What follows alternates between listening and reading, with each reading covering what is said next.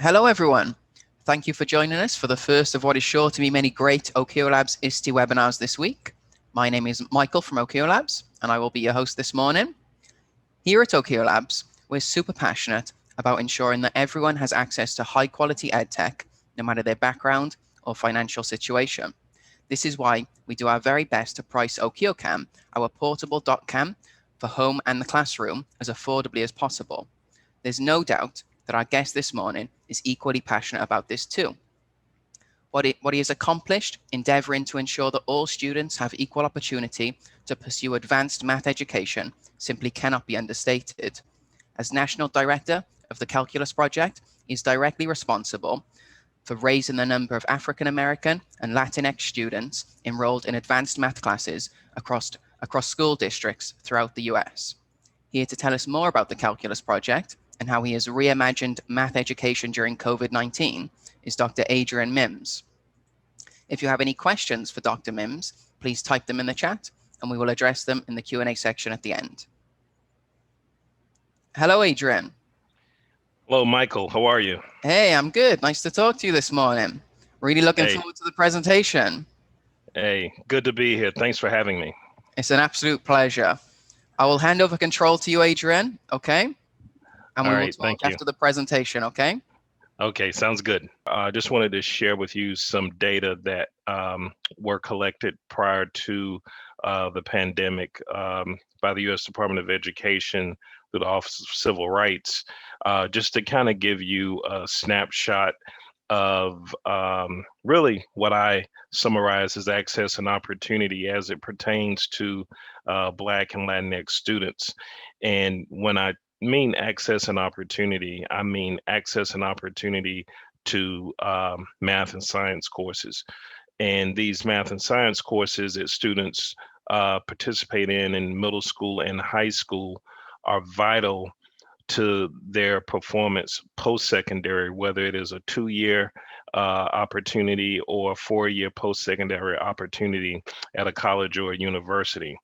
So I'm not going to break PowerPoint Rule 101 and read each one of these bullets, but I'm just going to give you a few seconds just to look them over and just kind of process some of the data that are here.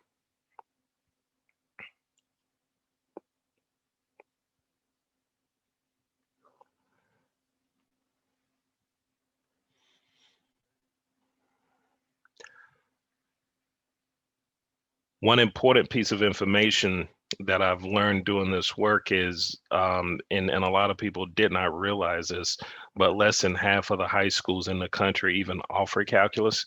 And a lot of people don't realize how that really complicates diversifying the STEM pipeline, because too often those schools that don't even offer calculus are in very rural areas or urban areas.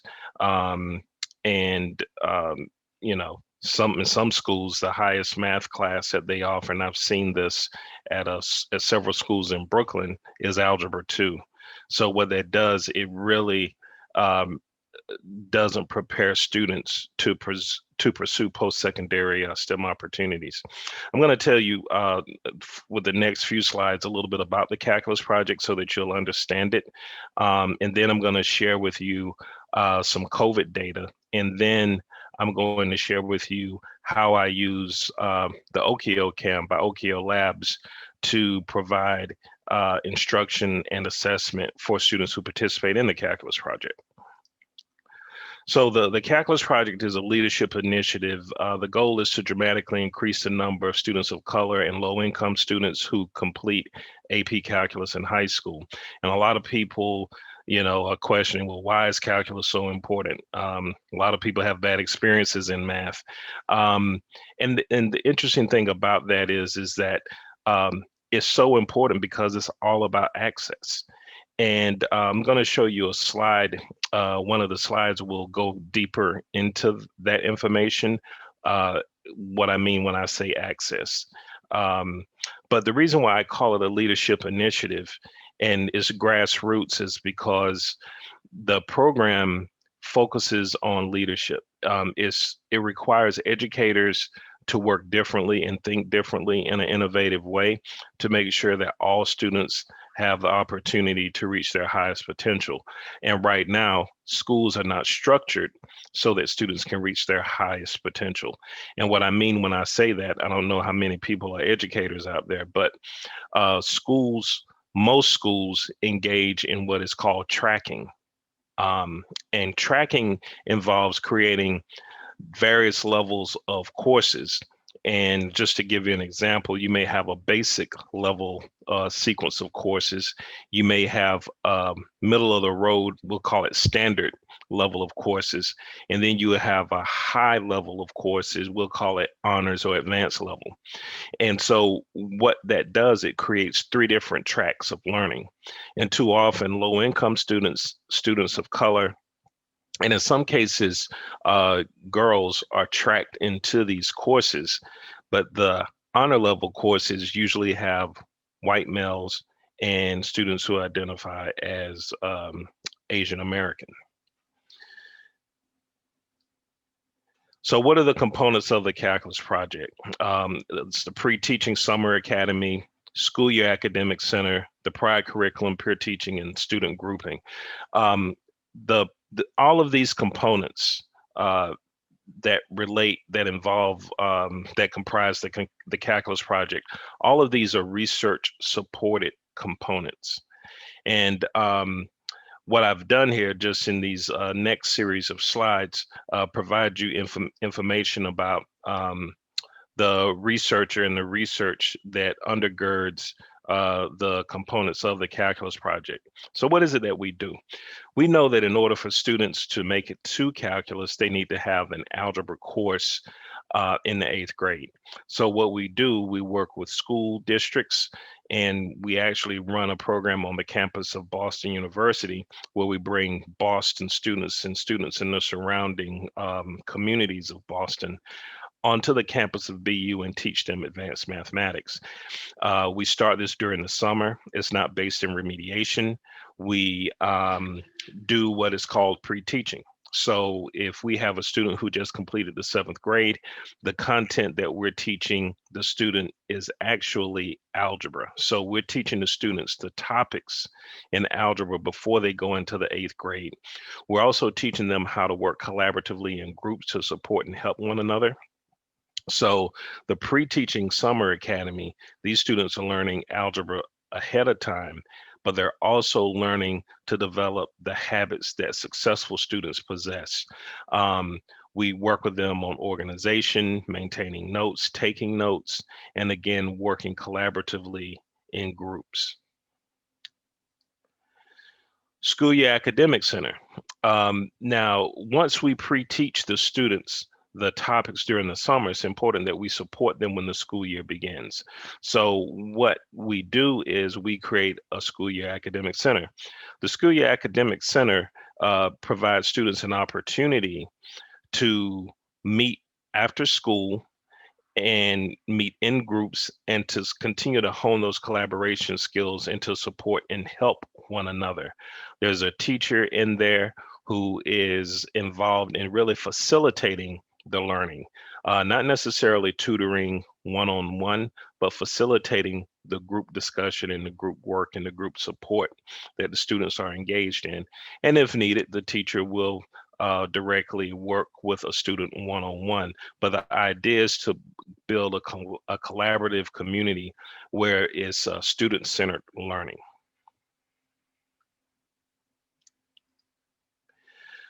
School, I thought that slide was supposed to move. Okay, now, next slide, student grouping strategy. So in addition to the academic center, students are clustered into the same honor and advanced level courses. So for example, let's just say that we have 25 students who are participating in the calculus project. During the school year, we may break them down and have 12 of those students go into one honor or advanced level math course together, group of 12, and then the other 13 go into another section. So what we do, we create a critical mass of students who will go into these courses and support one another. And the reason why we do this is because one of the things that we're working on, as I said before, during the summer is to teach them how to support one another and work collaboratively together. Again, they have to hone these skills. These aren't skills that students are very comfortable with, usually at that age. So we have to really make it part of their culture, part of their learning experience. So they go into these honor and advanced level courses together with the idea that they are to support one another and make sure everyone succeeds. So for students who, for example, if you identify as Black or African American, if you go to school in a suburban district where the student population who identify as Black or African American is roughly, let's just say 7%, too often those honor and advanced level courses are very lonely places. And we know this from research. We also know this from interviewing students, that one of the reasons that they don't take these academic risks and take the honor and advanced level courses is because they're going to be in isolation. They tend to want to be where their peers are. And when you have tracking, too often, as I said before, students of color and low income students are tracked into the lower level courses. So the students, even though they can take an honor level course, they tend to drop down and want to satisfy that social need instead of addressing that academic need.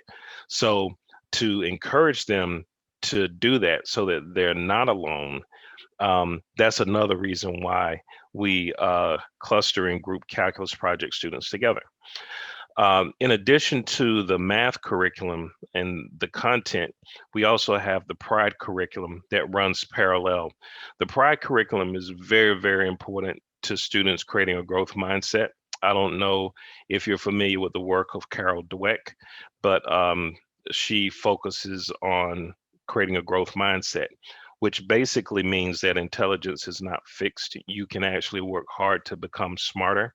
And so part of the Pride curriculum, it involves students learning about people who look like them, may share their same culture, and learning their stories. So for example, when you think about Hidden Figures, the story about Katherine G. Johnson, students in the calculus project knew about Katherine Johnson before that movie was even produced.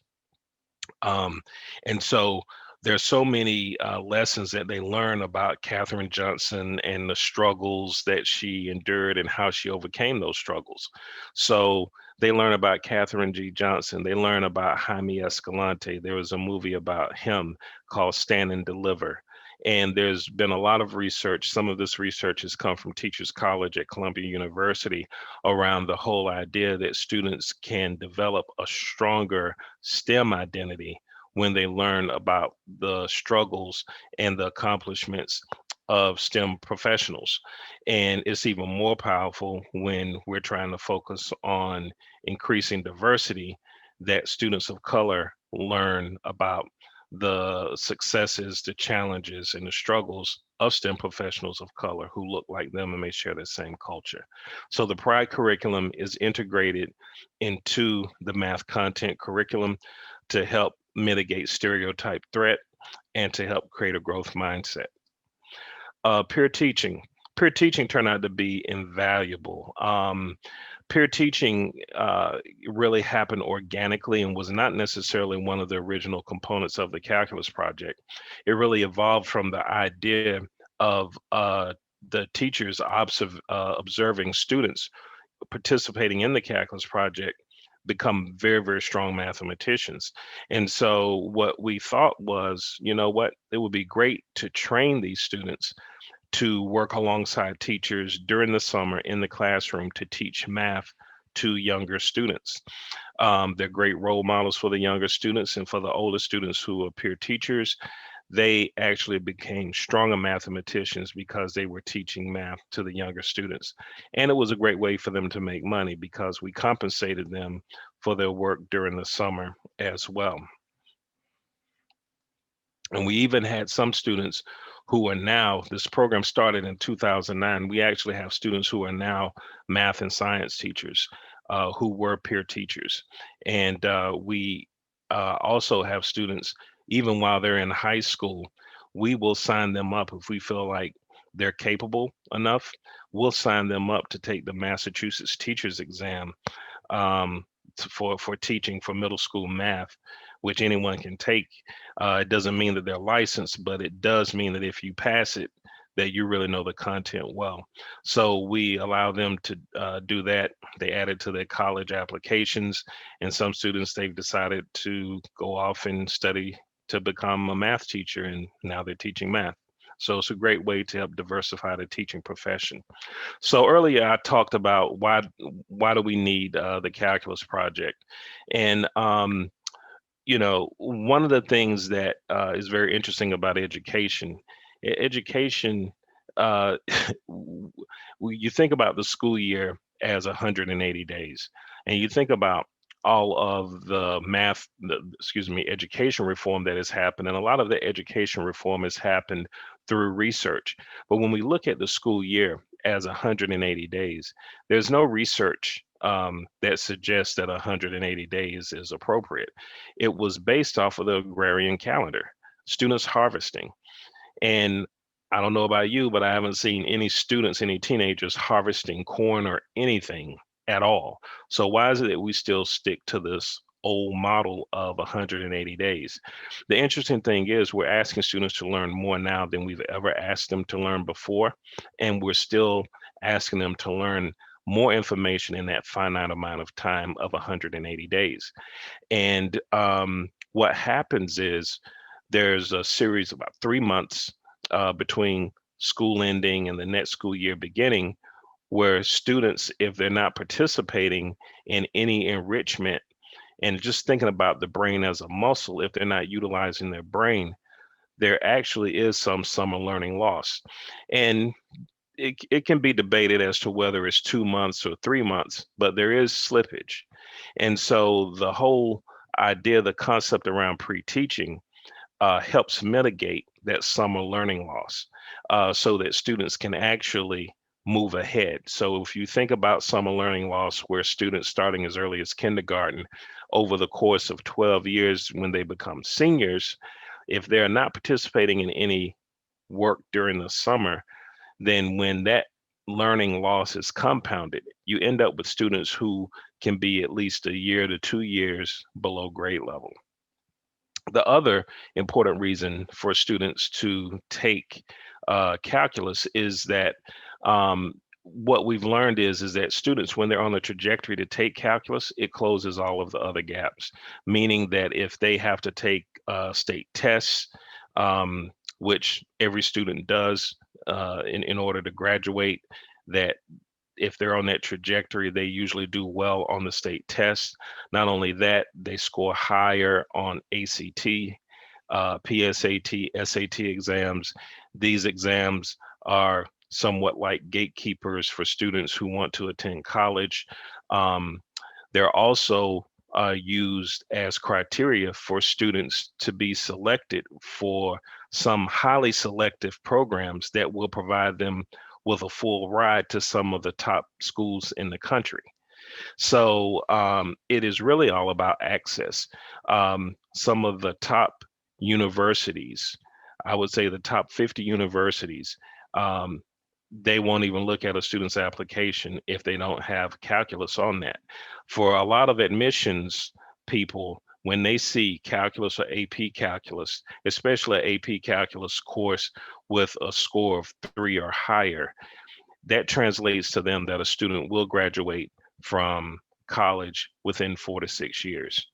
And so, given the fact that not all high schools offer calculus, or all school districts do not have highly qualified teachers or robust math curriculum, now we see where there are, barriers that are dictated by a student's zip code throughout the country. So the COVID-19 and the impact of student learning in the United States. This is still ongoing, so we still don't know how bad this is going to end up. But I ran a program the calculus project this summer virtually, thanks to the help of Okio Lab and using the Okio camera, which I'll talk about in a couple of more slides. But given the fact that school closed for most students in March 2020, we saw it this summer that students had regressed a great deal and they had lost a lot of the math knowledge that they had acquired. Just to give you an idea of, this is information from McKenzie and Company. I encourage you to read a study that they've done. It's called COVID-19 and Student Learning in the United States.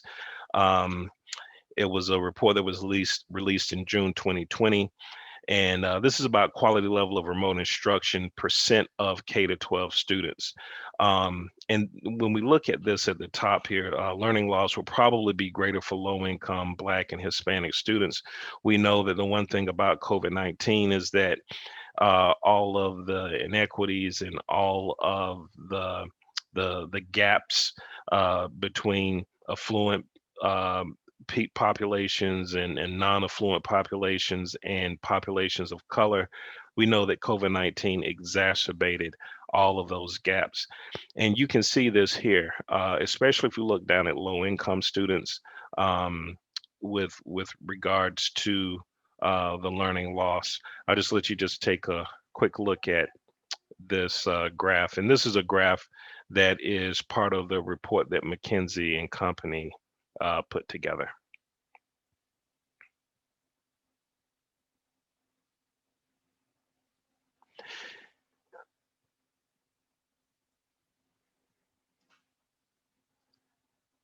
So here's the next slide.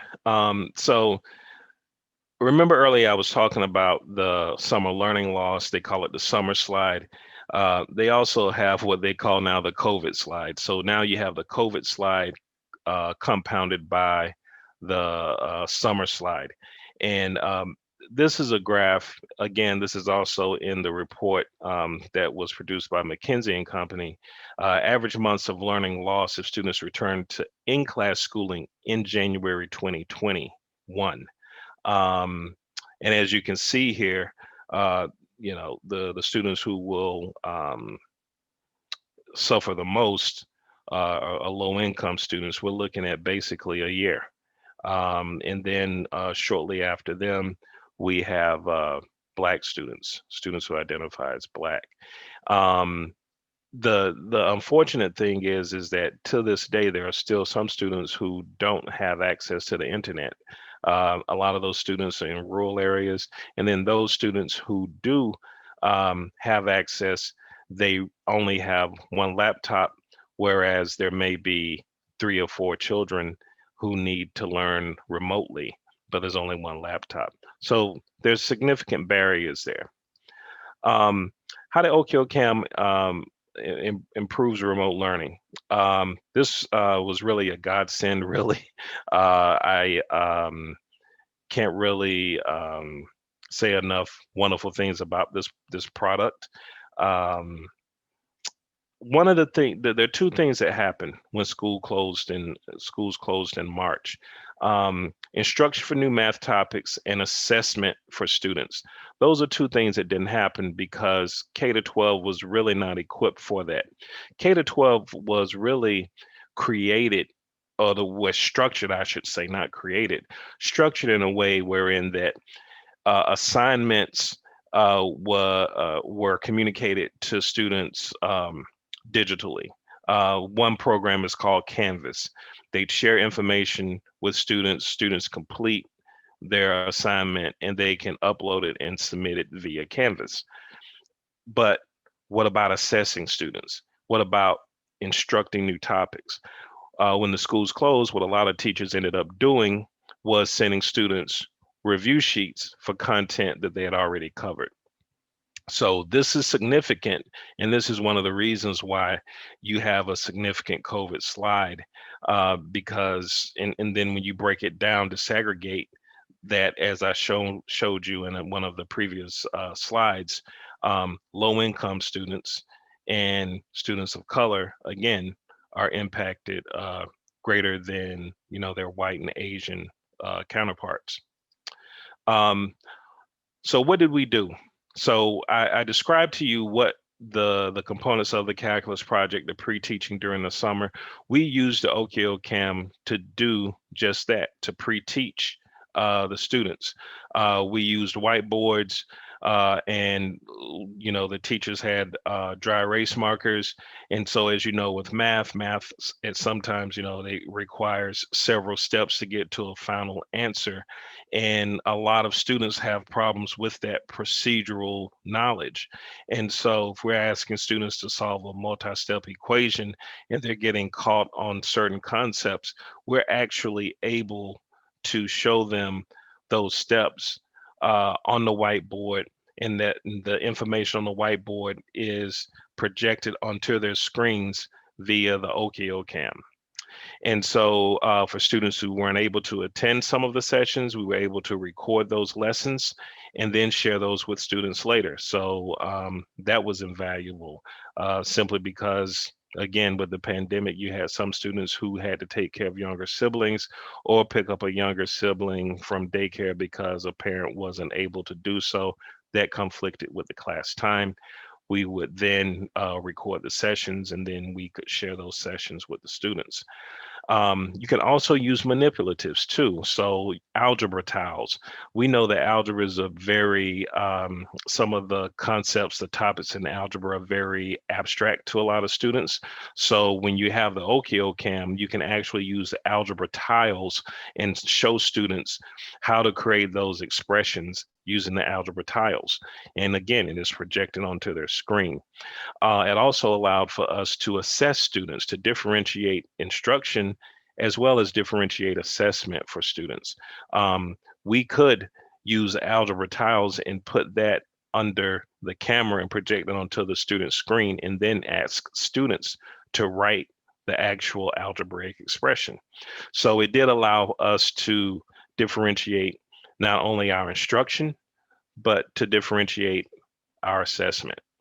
So that's the end of my slide. I'm going to open it up now, turn it back over to Michael. I think Michael's going to facilitate any questions that you may have about the calculus project or the work that we did this summer. Thank you so much, Adrian. That was a really, really great talk. I really enjoyed it. I'm sure all of the attendees enjoyed it as well. So I will go to the Q&A section. So I can see that TH said, Adrian, great talk. 2 questions for you. 1, how do the students think about the calculus project? Or maybe perhaps what do the students think about the calculus project? Can you share their feedback? And number 2, math is difficult for most students. How can teachers pique students' interest and their interest in learning math? So what do the students think about the calculus project, and how can we get them more interested in math?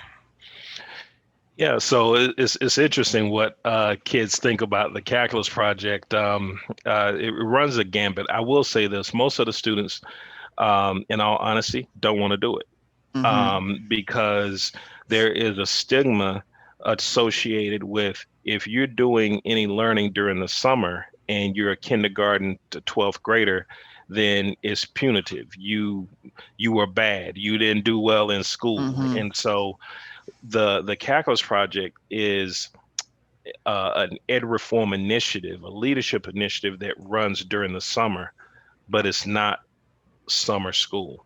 And so what we have to do when we first get those students, and we get those students because we reach out to their parents and their teachers send them to the program, we have to get the students to buy into the benefits of the program. So in addition to the students learning the math, we also take them on field trips. They actually see how the math is applied in the real world. So if you're an educator, you always get that question from students: when am I ever going to use this? How is this relevant?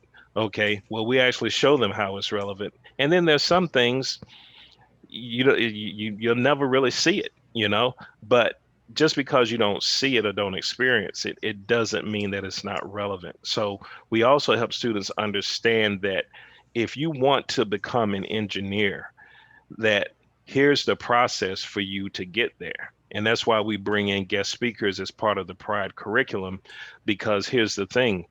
If they don't pass those math courses in college, then they're not going to get that engineering degree, which will allow them to build incredible things or destroy incredible things, right? you Yeah. know, so it really happens over time. I'll tell you what, here's what students like. They like learning math with their friends. So we build community. So when you build in community and the students are now around people that they like, that they have relationships with, learning math, it's not that bad. Yeah. Working to transform their mindset actually allows them over time to embrace the math. And then we have peer teachers. We have peer teachers who are just a couple of years older than they are, who look like them and may share their same language and culture, who's also saying, this is pretty cool. This is nice. And some of those peer teachers are incredible athletes. So, what that means to a lot of students, it means that you can be a scholar, but you can also be an athlete as well. So, we do a lot of modeling, we do a lot of community building. And what a lot of the students say at the end of their journey in the Calculus Project, after participating several years, they credit the Calculus Project for them having deeper knowledge of mathematics and also feeling more confident. How to get students interested? I kind of spoke to that a little bit. You have to, people use that phrase, a lot. It's kind of cliche. You have to meet kids where they are. Well, you don't know where they are until you get to know the kids. And Mm-hmm. so what teachers have to do first, get to know your students. One of the things that I encourage teachers to do, first day of class, don't worry about teaching math. Worry about getting to know your students. And you're not going to get to know all of them. Give them a survey. Make it fun. Ask them interesting questions. Find out what it is that they aspire to do when they're 25 years old. And then you look for ways to help students to see how math will help them get to their end goal, their end destination. And once they see how the dots all connect, then you're going to see them recognize how relevant math is and how they'll be interested. And again, make it fun and enjoy what you're doing. That was a great, great answer. Really enlightening, Adrian. So we have some positive messages in the chat. We don't have too much longer.